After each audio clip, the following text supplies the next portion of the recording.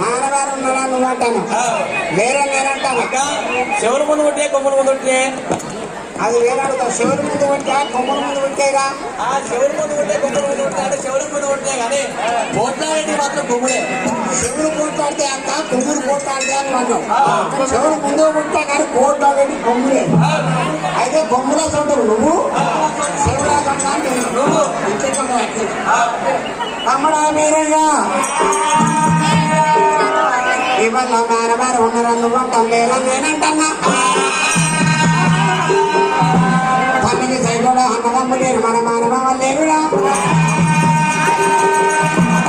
నాలుగైదు చూడటాను నేనెక్కడ పత్తి కొట్టాను నేను బంధువులతో మనకెక్కడ తమ్ముడా